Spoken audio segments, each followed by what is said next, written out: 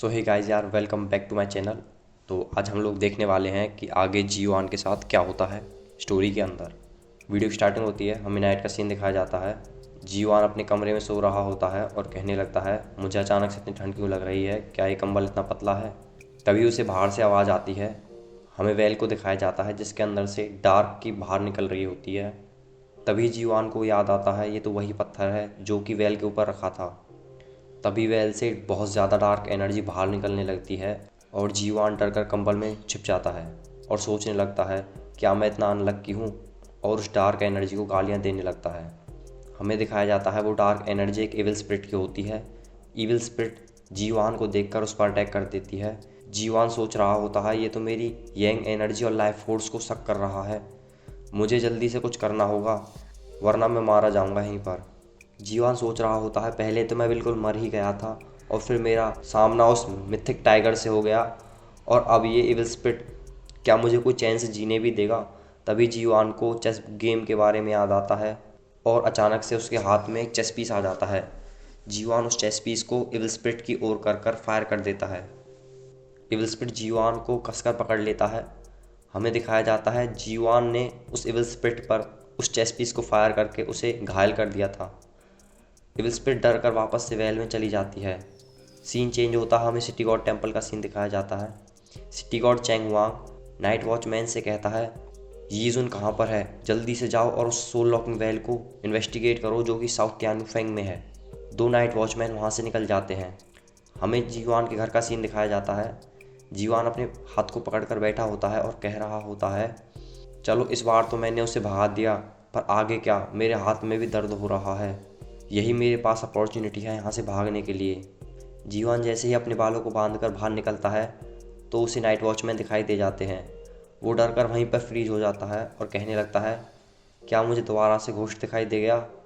तभी दोनों night watchman जीवान को इग्नोर कर वेल को इन्वेस्टिगेट करने लगते हैं। उनमें से एक नाइट वॉचमैन कहता है, ये कितना स्ट्रेंज है, ये इविल स्पिरिट पता नहीं बहुत बुरी तरीके से डरी हुई है, हमें इसे जल्दी से जल्दी जाकर सिटी गॉड टेम्पल में इन्फॉर्म करना होगा।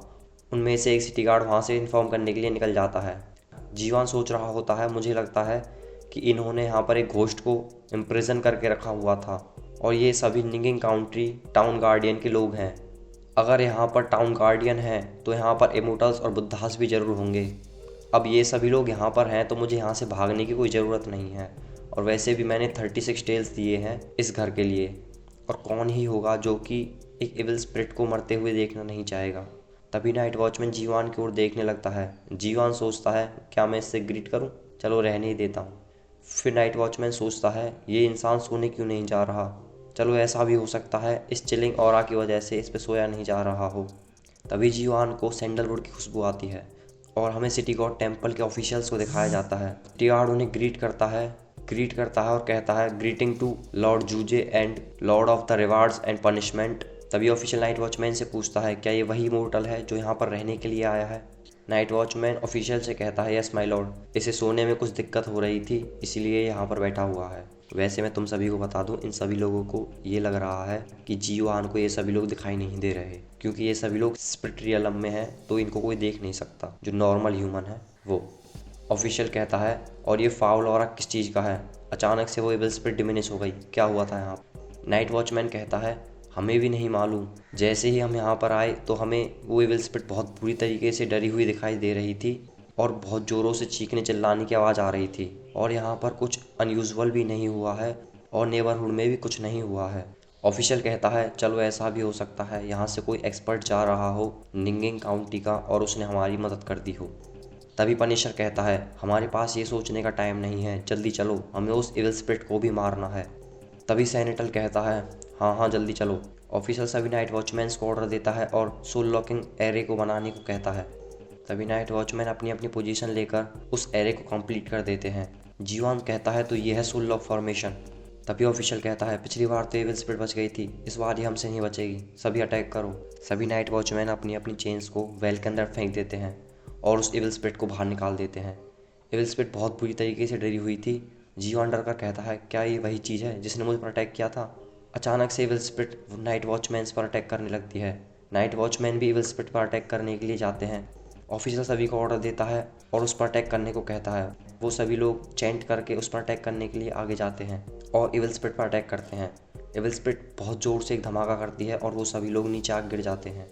जीवान को एक नाइट वॉचमैन उस शॉक से बचा लेता है। जीवान सोचने लगता है ये मेरे साथ क्या हो रहा है, मेरी आंखें ख़राब हैं, मुझे कुछ अच्छे से दिखाई नहीं देता, फिर भी मैं वो सब कुछ देख सकता हूँ जो कि एक ऑर्डिनरी ह्यूमन नहीं देख सकता। तभी जीवान इविल स्प्रिट की ओर देखता है और कहता है चलो ऐसा लग रहा है ये इविल स्प्रिट मरने वाली है जल्दी ही। तभी इविल स्प्रिट गुस्से में आ जाती है और नाइट वॉचमैन्स पर हमला करने लगती है और उन्हें एक एक करके मारने लगती है। इविल स्प्रिट की चेन्स टूट जाती हैं।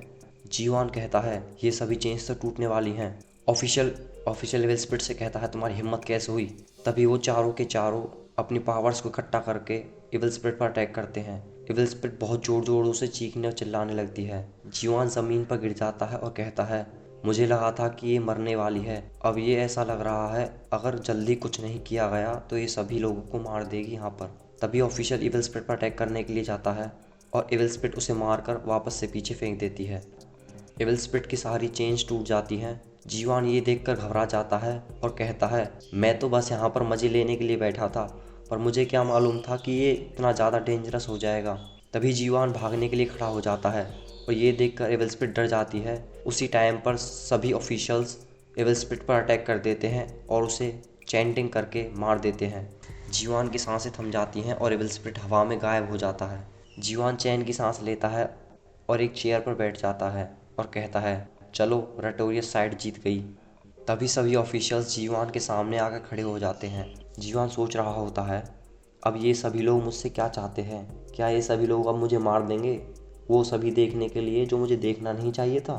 तभी मेन ऑफिशियल जीवान को ग्रीट करता है और कहता है हम लोग अंधे थे जो हमें दिखाई नहीं दिया कि इतने ग्रेट पर्सन हमारे सामने बैठे हुए हैं।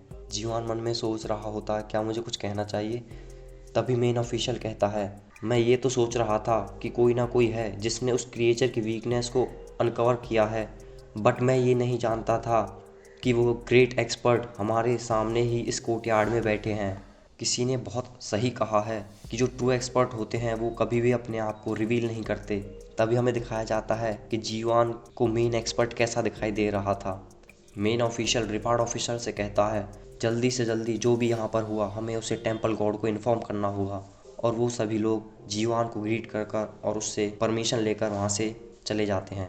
जैसे ही वो सभी लोग वहाँ से चले जाते हैं जीवान चैन की सांस लेता है और कहता है अगर ऐसा आगे चला तो शायद मुझे हार्ट अटैक भी आ सकता है कुछ दिनों के अंदर।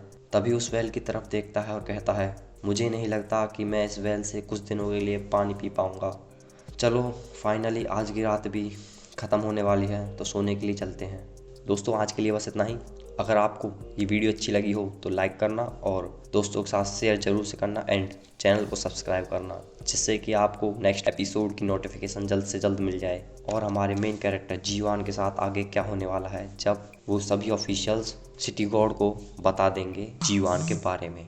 सो मिलते हैं तब तक के लिए बाय, सी यू सून।